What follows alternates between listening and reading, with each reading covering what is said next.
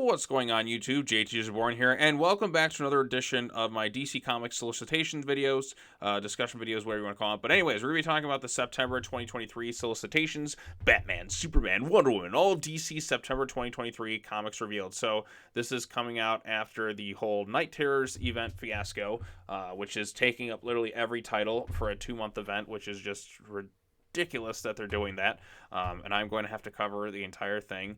And then, so we're having that. We're getting some good things. We're getting the launching of Batman and Robin, Bruce and Damian focused book, which I'm excited for. They've been at odds for so long. Let's have them back on a team. That storyline dragged on for a couple of years, but now that we're kind of past that point.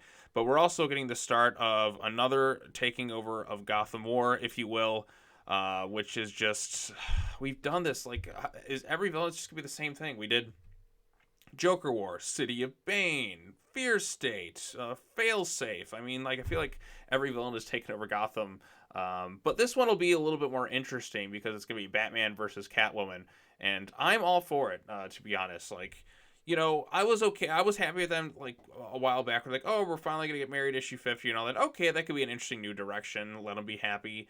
And then once that whole thing just was kind of went nowhere, and then they separated, and then they had the whole 5 issues where they just wasted on a beach as Gotham just being decimated by Bane, and Damian has to watch Alfred die and all that. I was just like, you know what?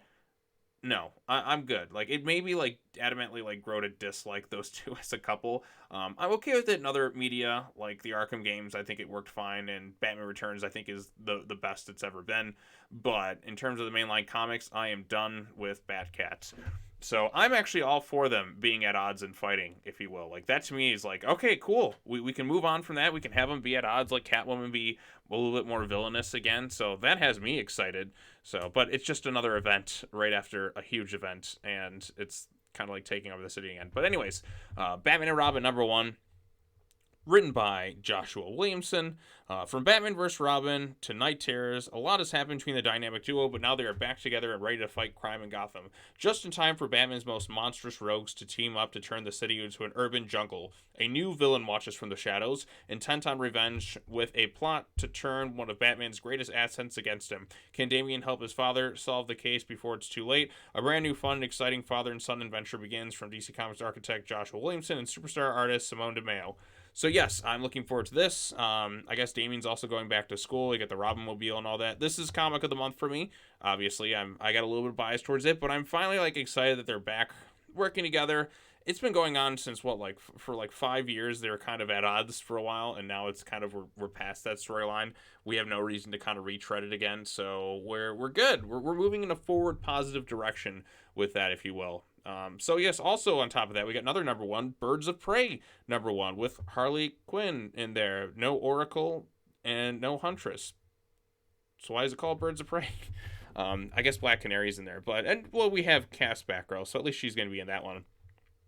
Every mission matters. Every life saved is a miracle, but this time it's personal. Oh my God, that's the same tagline from Jaws: Revenge, but this time it's personal. I want the shark to show up at some point. I think it'd be kind of funny. Although looks like we have. Oh wait, no, that's Orca or whatever. So yeah, Dinah Lance is one of the DCU's most elite fighters, and combined with her sonic scream, she's a fearsome foe in any scenario, but sometimes even the Black Canary needs help. Faced with a personal mission brought by her mysterious new ally, and up against near impossible odds, she reforms the Birds of Prey with an unrivaled group badasses Cassandra Cain, Big Barda, Zealot, and Harley Quinn, and only one goal: extraction without bloodshed. What could possibly go wrong? Kelly Thompson, Captain Marvel, Black Widow, makes her long-awaited DC Universe writing debut, and is joined by her Hawkeye partner in crime, Leonardo Romero. All new Deadly Birds of Prey series, still breaking hearts and faces after all these years. I'm not familiar with Kelly Thompson's writing, so we'll see how this thing goes. Hopefully it's good. Harley, once again, in the Birds of Prey. I don't like Harley in the Bat Family. I like her being at odds with them, or maybe even anti-hero row. That's just me personally. Blue Beetle, issue #1. He's got a movie coming out the month before. We'll see how that thing does. I made a whole video live stream last weekend about the end of the DC extended universe because, well, quite frankly, it's just not looking too good for the DCEU and the Flash's box office prospects. That movie's going to lose a lot of money unless somehow it makes it up in some sort of capacity. I doubt it'll even break even. just another miss for DC, which is unfortunate. I want to see the universe do well and succeed, but and this was Michael Keaton's return as Batman too. It couldn't save the movie for general audiences. It seems. I mean, I like the movie. I've seen it twice, but anyways, why am I talking about Flash? Oh, yeah, because Flash won Blue Beetle. But anyways, we'll see how Blue Beetle does. Jaime Reyes' graduation is over with his new life in Palmer City, and the Blue Beetle has only just begun. With 2 new Beetles to train in Dynasties, and Jaime is a handful navigating Beetle leader. Thankfully, he's... Okay, so Jaime's basically going to do this thing, going to university, college, all that other fun stuff. We'll see how this thing turns out. So we got a bunch of different characters on here. Is that Starfire on the cover? Looks like it. But, yeah. And then we have the Flash #1, because we did Flash 800, then Night Terrors is happening, and then we're starting fresh with a lot of new #1s. I don't know why they're not doing 801, but I guess this is like technically 801. Sorry, Jeremy Adams, despite how amazing your Flash run was, we're not going to continue you on that book, which is a shame, because I was really enjoying the Jeremy Adams stuff. Really, really good stuff. This one's written by Simon Spurrier. Wally West has never been quicker, more fulfilled, more heroic. His loving family is around him, yet something is off, very off. His evolving understanding of his powers has opened Wally to a new adventure, new avenues of sci-fi adventures, and attained his sense to strange new ideas. Something whispers from the dark vibrations beyond the Speed Force, and as Wally experiments with the creative new approaches to his powers, he encounters realms of mysterious allies and mind-shattering terrors. A new era for the Scarlet Speedster begins with the team of Simon Spurrier. I don't mean to yawn. I'm sorry. It's not because I'm bored with the concept, but we'll see how Simon Spurrier handles things. He's got a tough act to follow because Jeremy Adams' Flash run was really magnificent. So we'll see. Green Lantern War Journal #1. So this is Philip Kennedy Johnson, who's currently working on Action Comics. John Stewart's time as Green Lantern has come to an end, or so he thinks. Family tragedy calls him back to home, and as John begins to reclaim his career once left behind, he tries to embrace the peaceful post-superhero life, but when a terrifying and contagious force of mysterious connection to O appears on Earth, the last Green Lantern of another universe comes seeking the only word to face the threat and win. The immortal guardian and builder, John Stewart himself. Can this brilliant but brash young Lantern help John discover the qualities that made him one of the greatest Lanterns of the entire multiverse, featuring the first ever appearance of an iconic and terrifying new villain? You know, Philip Kennedy Johnson is a talented writer. I liked his Warworld saga and Action Comics. So, I mean, there's potential to do something really good with this. So we'll see how it is. I really like John Stewart as Green Lantern. It's always a toss-up between him and Hal as my favorites. Like, I grew up with him first on the Justice League show, but then I kind of really grew to, like, love Hal over the years, too. So, I mean, they're both fantastic characters. And, you know, got Kyle Rayner and all that as well, and Guy Gardner, of course. But it's like John Stewart, man. He's great. Here we go. Batman, Catwoman, the Gotham War Battle Lines #1. Coordinated effort in Gotham has led to a reduction in violent crime, but at what costs? This one is written by Chip Zdarsky and Tini Howard, so they're working on this little crossover event here. Villains scatter as their lives begin to crumble under a new regime, and as Batman recovers from his epic battle throughout the multiverse and the horrors of Night Terrors, one name runs through his mind. One name at the heart of this new, safer Gotham: Catwoman. A conflict that's been brewing for well over a year finally hits the streets and will fracture the Bat family. As war erupts from best-selling writer Chip Zdarsky and Tina Howard and artist comes the opening shot and the Gotham War. So yes, another war. A Gotham War, if you will. So yeah, look at that. Batman and Catwoman at odds. You know what? I'm fine with this. I'm actually totally okay with it. This is kind of this is like the one where I'm like, you know what?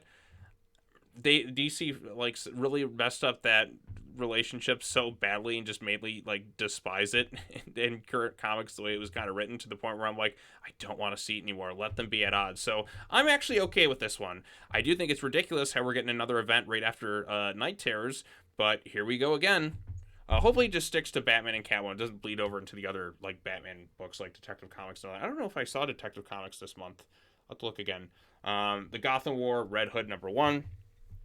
The Gotham War has fractured the Bat family in dramatic ways, no more intensely than with Jason Todd. The stunning event will forever alter the destiny of a man who wears the Red Hood. Okay, so Jason's at war with them again, and he's carrying the crowbars.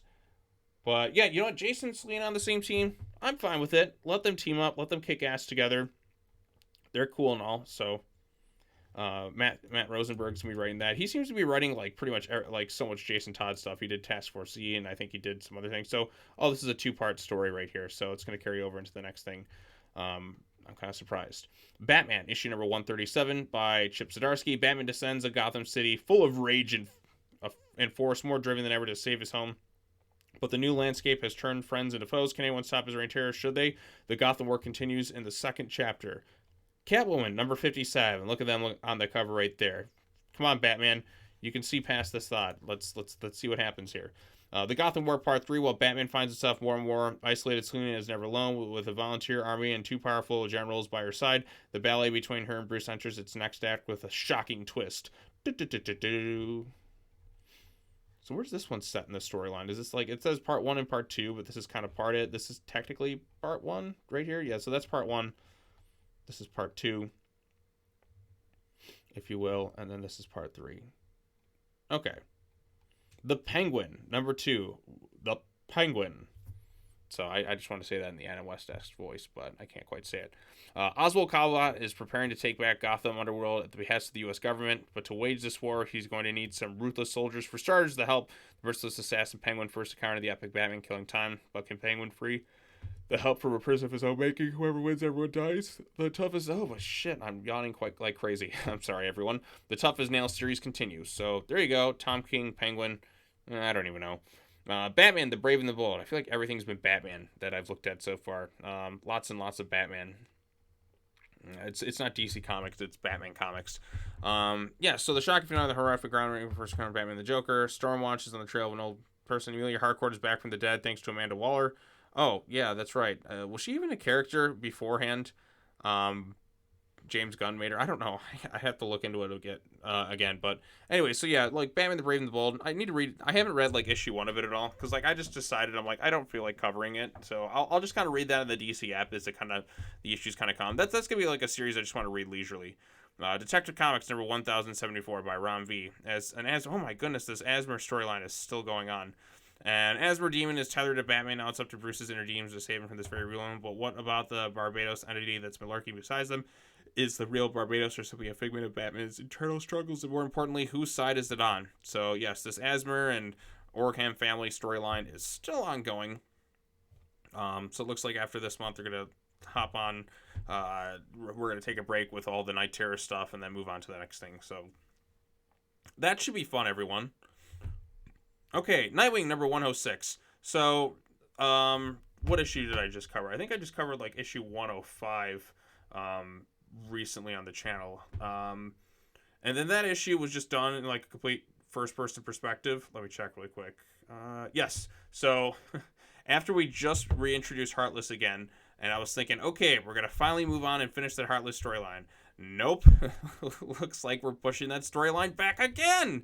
So we have a 2-month break from Night Terrors. They finally bring the villain back. The thing I've been complaining about for a long time, with the character who they just keep skipping over. It's like you keep bringing him back and then they push him to the side. Like, finish that storyline already. It just keeps dragging.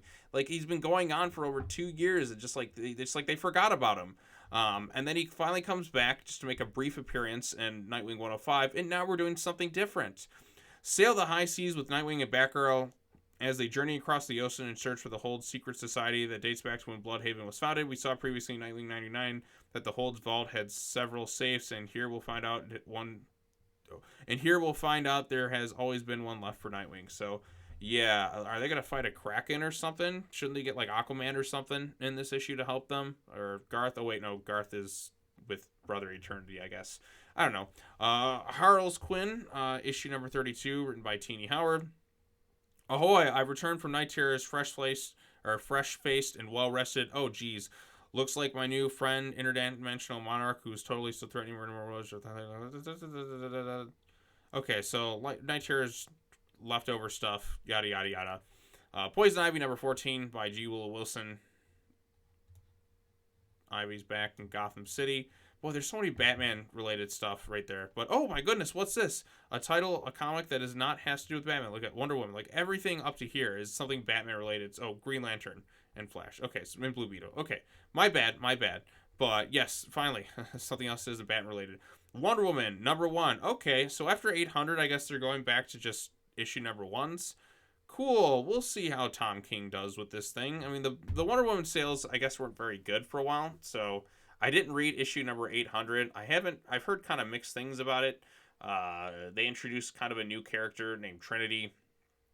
No, not the character from The Matrix. I guess the daughter of Wonder Woman. And you have the Super Sons there in the future and that. So yeah, we'll see how this thing turns out. After a mysterious Amazonian is accused of mass murder, Congress passes the Amazon Safety Act, barring all Amazons from U.S. soil. To carry out their plans, the government starts a task force. The Amazon Extradition Entity acts to remove those who don't comply by any means necessary. Now, in her search for the truth behind the killing, Wonder Woman finds herself an outlaw in the world she once swore to protect. Okay, so one mysterious Amazon, so then everyone else gets banned and all that. Okay, cool. There you go. So we'll see what happens with all that. Power Girl, issue number 1 by Leah Williams. Pretty punchy and powerful. After the events of Night Terrors, a long dormant Kryptonian threat has returned to take down Superman and his family. Who could possibly stop it? Well, according to the Man of Steel, it's Power Girl. Witness a road trip race against time as Paige reconnects with her roots to save the world from her deadly past. Dun dun dun dun. Fire and Ice, welcome to Smallville, issue number 1. Okay, this is issue 1 of 6. I don't know what this is.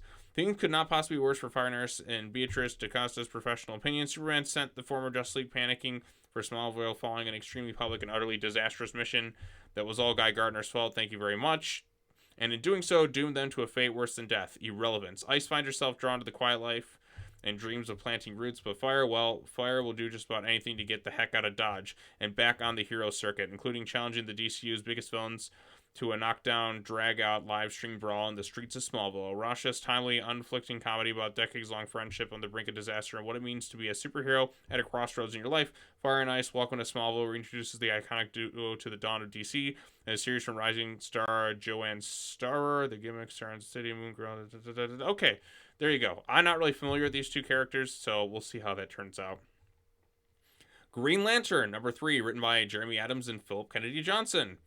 Hal learns more about his mysterious Green Lantern ring while Sinestro makes a deal with Mysterious Guild to launch a full-scale attack on Ferris Air. The Green Lantern is now faced with the realization that his greatest enemy is back on Earth and undoubtedly up to no good. Shazam, number 3, by Mark Waid. To Africa and beyond, the global spirit of Atlas is guiding the captain into battle between Gargo, the Empire of the Moon, and a band of super intelligent apes who have separated from Gorilla City and a mass Grexit. I see what you did there. With the Earth at stake, will Billy Batson find some way to end the war that he himself started? Okay, Titans, issue number 3 by Tom Taylor. All hail the Church of Blood. With their newest leader, Brother Eternity, isn't it the Church of Eternity now? Going public with former Titan as part of his flock, the Church has more followers than ever before. Do the Titans stand a chance at influencing the people of the world to fight brainwashing and prepare for the large intergalactic threat looming at their horizon? Okay, now the story's starting to get grand more with the intergalactic threats and all that being added. I haven't been wowed by the first 2 issues of Titans. Now, granted, the whole Garth aspect is a little bit more interesting, but issue 1 didn't do it for me. Issue 2 didn't really do it for me. So we'll see how issue 3 does of Titans. I really want the Teen Titans and Titans to succeed in being something that's really good and exciting, but only time will tell.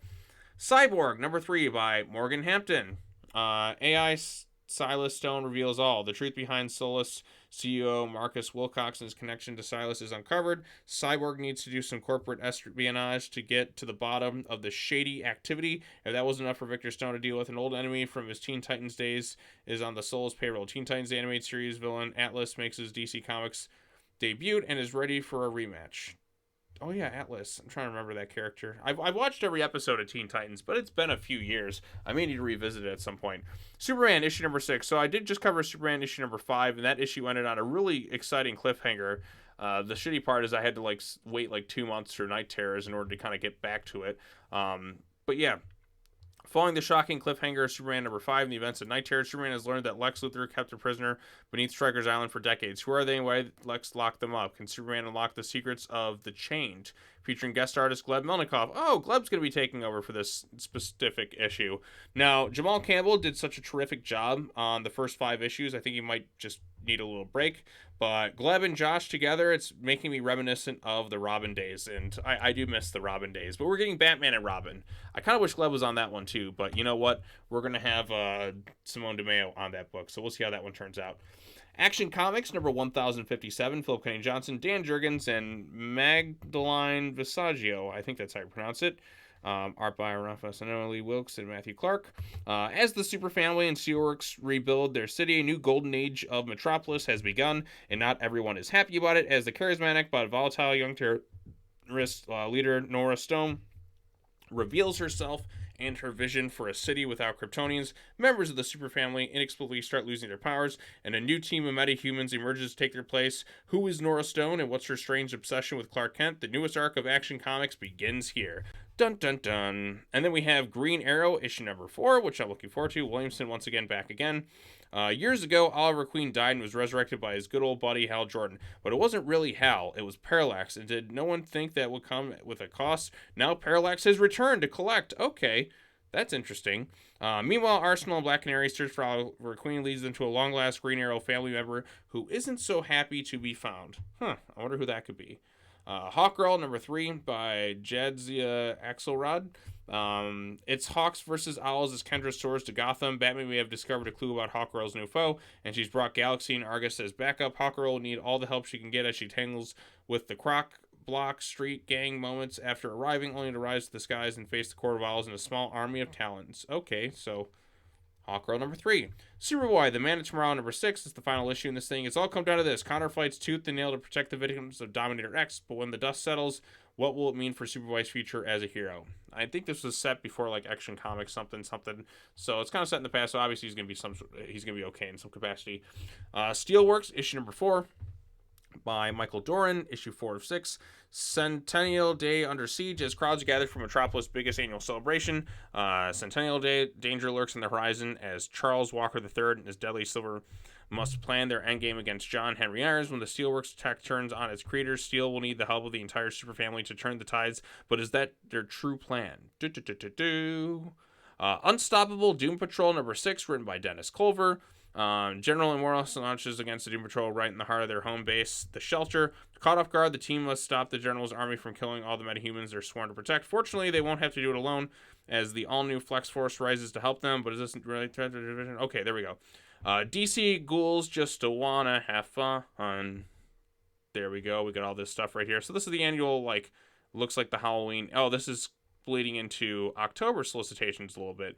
So this will be the annual right here. So we're getting a little taste of it. Skin-crawling stories of the DC Ghouliverse. Superman imprisoned by an unfriendly ghost. Man-Bat versus a werewolf. Mary Marvel and Dr. Psycho crashing a Halloween frat party. Plus, the Question faces horrific crimes of fashion. Robot Man wrestles a ghostly glitch. Crush helps Lobo find the perfect costume, and Nightwing and Red Hood spend a frightful night in Bloodhaven. Co-written by Christopher Sean. Great last name there. The voice of Nightwing from the Gotham Knights video game. The chills will last longer than candy corn. Than your candy corn. Well, candy corn sucks anyways. But now that I'm thinking about it, we are getting awfully close to Halloween time, aka my favorite month of the year, but I do really want to enjoy some of this warm weather for a little bit before it goes away.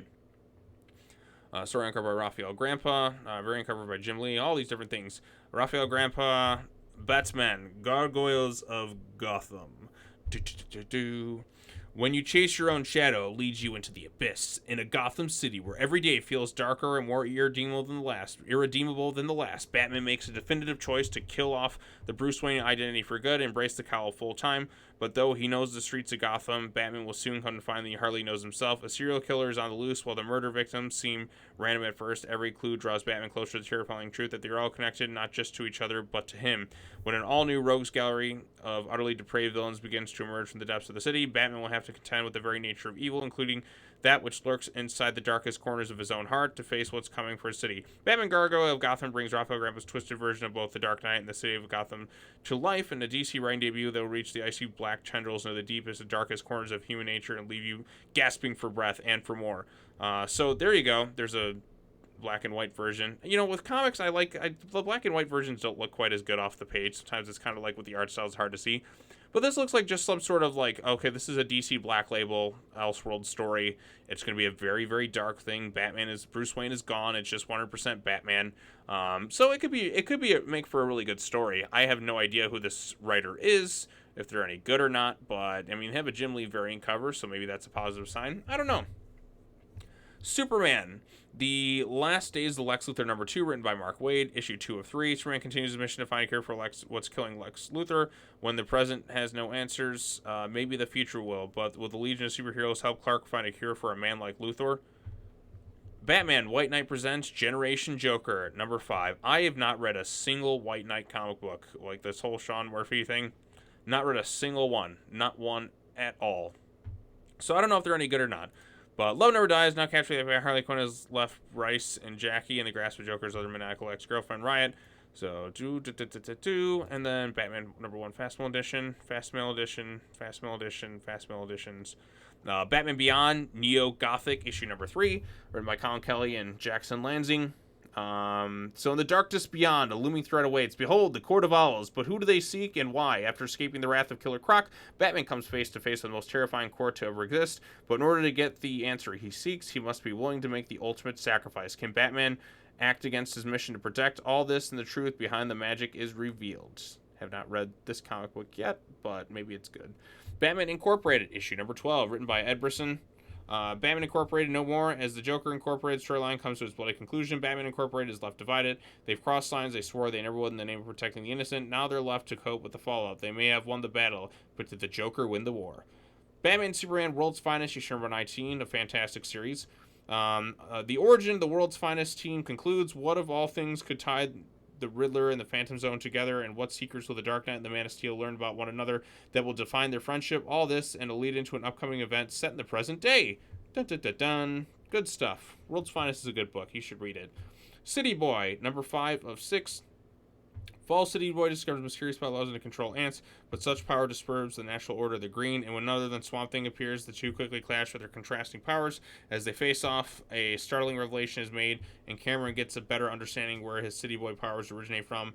Don't miss out on this action-packed tale of elemental forces. Danger, Danger, Danger Street #9, written by Tom King, issue #9 of 12, a true just, the likes of which has not been seen since medieval times. Both Knights Noble and their quest are ready to do whatever it takes to bring honor to their sigil. Witness Manhunter and codename Assassin fight to the death in a match of wits and stamina as the life of Commodore and the universe hang in the balance. Fables, #161. I've never read a single issue of Fables, but it says 11 to 12. Maybe it's taking a break. And this penultimate issue with the lives of the inhabitants of the Black Forest and the Lion Peter Pan's in this, and Herney set bloody battle to bring both to their knees. But when Tinkerbell comes to the aid of her beaten boss, she'll unleash an unimaginable fury, and there's no telling who will live and who will die. Harley Quinn, Black and White, plus Rudder, #3, Gail Simone, and Chris Condon. Okay, so this is issue 3 of 6. 3 all-new short tales of Gotham's most unpredictable anti-hero in only black, white, and red ink.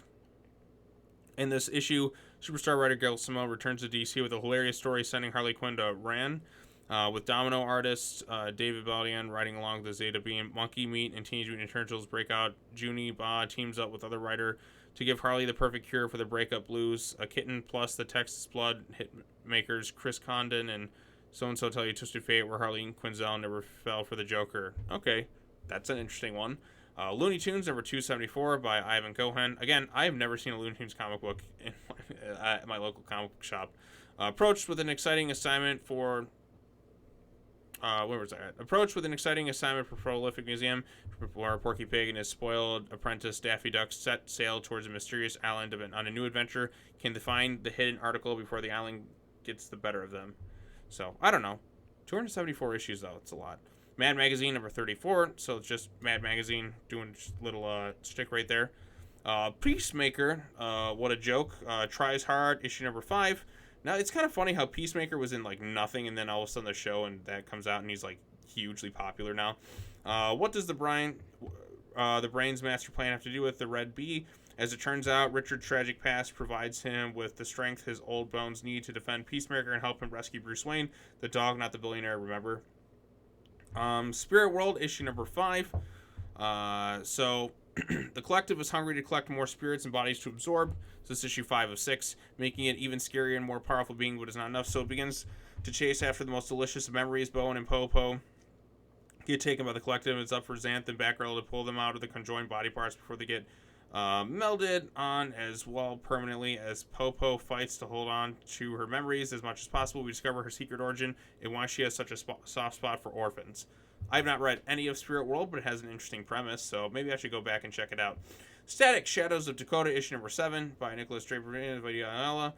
This is the final issue of this thing. Static and Ebon put a shock to the system. Virgil's in the greatest fight he's ever faced, and innocent lives are at stake. Will Ebon and his brother, Rubber Band Man, be reunited in a season full of shadows? It's time for Static to step into the light, this rousing finale. Superman Lost #6, written by Christopher Priest. Leaving for a mission in deep space with the Justice League, Superman's apparent PTSD threatens to compromise their mission. He's haunted by the memory of time running out before the sun of his second adopted world turns red and ultimately goes supernova. All while discovering the elites of the planet have been secretly developing an escape plan that will not include the impoverished underclass. Okay. That's Christopher Priest. He can be very hit or miss. He can be very good, and then he can be very bad at times. Like Deathstroke versus Batman. Really, any storyline involving Damian was just not very good. Tales of the Titans #3 by Steve Orlando. The Titans have stepped up to become the DC's premier superhero team, and all eyes are on them, but Donna's always seen the world through the lens of her camera, and when she hears rumors of an insidious new leader on the rise in Markovia, she'll stop at nothing to use her powers and her photography to bring the truth to light. The Batman Scooby-Doo Mysteries, issue #12, and our time-twisting final issue, Mystery meets Batman Beyond. Can the retired Batman and his protege Terry McGinnis send our Crime Stoppers back from the future? Maybe, but first they'll need to save Neo Gotham from the Royal Flush Gang and solve particularly challenging mystery, and not just that one about safely parking a new mystery machine with very expired plates. The Joker, the Man Who Stopped Laughing, issue #10. What are dark, red, and not safe for anyone? The streets of Gotham as the Battle of the Jokers begins. The good news for the people of Gotham is that someone is going to finally put an end to the Joker's reign terror. The bad news is that that person will also be the Joker. So you can't win. The Sandman Universe, Nightmare Country, The Glass House #5, written by James Tynion IV. I'm surprised he's still here, working at DC. All hell breaks loose in San Francisco, and the Corinthian, Thessalian, and Azrael struggle for dominance and ultimately annihilation. But amidst the chaos, Flynn crosses paths with yet another spawning man who might very well be the key to everything, the original King of Pain himself. Okay. The Vigil, issue #5 by Ram V. Who are the Vigil? Castle final loading. This 12-year-old boy is believed to be the latest member of the Vigil, known only as codename Castle. He possesses a level of skill and cunning that surpasses even our most seasoned operatives, including the Bat Vigilante known as Oracle. See, my new characters are better. Keep your eyes peeled for more information on Castle. Remember, discretion is the key. You are being watched. Stay vigilant and stay tuned for more. You are being watched. Okay, there you go. Wildcats, get your head in the game. Issue #11. The cats are hated, hunted, and humanity's last hope. But can anyone stand against the might of Halo? As one member praise the team, another will fall. World's Finest Teen Titans #3 by Mark Waid. I guess they're just giving Mark Waid all these flashback comic books. And you know what? I'm fine with it. I'm sure this is going to be the best Titans book that we're going to have in years. Looks like the last one, too. Titans Con, as the Titans fandom converges on Metropolis by the thousands. The team crashes the con as a surprise, knowing it will leave the Titans and their secret weapons exposed, while Kid Flash and Speedy show off for the crowds. A new teenage villain, the obsessive Toy Boy, shows up to wreak havoc and claim Wonder Girl for his own. Dun dun dun. And then all of the rest of the stuff looks to be just a couple of like trade paperbacks, if you will. And that's basically it in a nutshell. So anyways, that right there, ladies and gentlemen, is the solicitations for this particular month. Wow, I talked for over 30 minutes right now. Most excited for Batman and Robin, obviously. Pretty much the world's finest stuff with Mark Waid is also going to be good. Superman by Williamson also looks to be pretty solid overall. We'll see what some of these other creatives do. There's also Birds of Prey #1. But like I said, Batman and Robin is the one I'm most looking forward to. I know, it's a big shocker. Because like I said, Damian's my favorite Bat family member. So I'm excited they're going to be back working together. It's been a long time since we had a Batman and Robin ongoing, if you will. The last time, what was it, like the New 52? I'm trying to think. I do have that omnibus, which I did meet Peter Tomasi, and I did get it signed, and he was pretty cool about it too. But yeah, so I'm looking forward to this one most of all. I'm sure there's some other titles that should be fine. It sucks for going into another event right away after Night Terrors. Granted, it's not nearly as many issues, but it's just like, we just had this 2-month event that just took over everything. Do we really need another one a month later? Oh, DC, you can be exhausting at times. But anyways, like I said, I think there's some good stuff coming out this month. Nothing that's really just upsetting me or anything like that fully. I'm just like, okay, I guess I'll be covering some of this stuff. Oh, actually, no. The one that's still kind of bumming me out is the fact that we're doing, okay, so we got Nightwing 106, and I was thinking, oh, finally, they brought Heartless back. No, we're going off and doing something else. Why can't we just finish the Heartless storyline? It's still going on. I mean, my God, like, it's like, it'd be one thing if the character was in, like, every issue, but they're not. They just show back up, and then just forget about them for like a couple issues. We do some random filler story arcs that don't really do much to add up to anything. And then they come back again, and then they barely do anything, and then we just move on to the next thing. And then we forget about them for a while, and then they're just lingering in the background. Like, why can't we finish the Heartless storyline? It's been going on for over 2 years. Like, they were in the first, like 6 issues or whatever, and then got pushed aside. It's like, okay, we'll come back to them later. Oh, we come back to them again. Oh, never mind, they escaped or something. Oh, like, we'll do this random, like, Titans filler issue for whatever reason, or a story arc. Are we back to Heartless yet? No, not quite. Here's a random issue with Bitewing. Oh, or, Nightmite, if you will. Are we back to them again? No. Are we back? No. Are we back? Oh, they're finally back. No, we're going to something else. Like, just finish the story. Come on. Like, why is this taking so long? Ugh. I was frustrated because now we're taking a 2-month event with Night Terror, so it's going to drag that story on even more. Oh my goodness, I'm so tired of it. It's like there's something going on there and we just keep pushing it aside. It's kind of annoying at this point. Okay, like if it would be one thing that went on for maybe a year, but this is going on with like 2-3 years now at this point. Like I have just like lost track at like how long this storyline's been going on. When did Tom Taylor start his Nightwing run? Let me take a look really quick. See if I can find when it started exactly, because it's starting to bother me.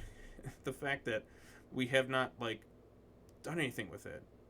Nightwing 78. That came out like I posted a video talking about that one. Let's take a look. So I talked about it. I posted a video talking about Nightwing 78 back in March of 2021. Come on, it's been going on for over 2 years now with this Heartless thing. Over 2 years, and it keeps getting pushed aside. So that's a little frustrating for me. Over 2 years, 2 years, it's still not done. So, my God, that's called talk about padding a story.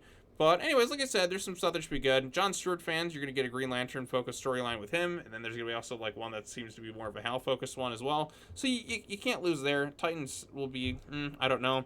Superman should be great. I think all 5 issues have been really well. I'm excited to see Gleb working with Josh Ewell Williamson again. Action Comics should be fine. Green Arrow should be fine too. So there's definitely some good stuff this month. Nothing that's really standing out that's like, oh, this is going to be like the worst thing in existence. Looks like some Black Label stuff that could be interesting. So still heavy focus on Batman, of course, because, it's Batman Comics. It's not anybody else. But yeah, like I said, there's some good stuff that's in here for sure. Nothing that's really infuriating. Well, I guess I take that back.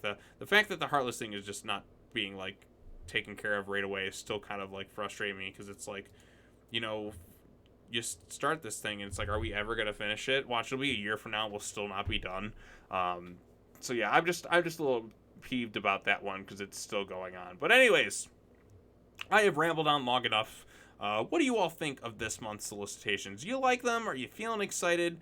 Do you think it's going to be a bad month for DC Comics? Do you think it's going to be good? Let me know in the comment section down below. Be sure to like this video, share it with your friends, subscribe to the YouTube channel for more content, hit the bell for notifications, all the fun stuff.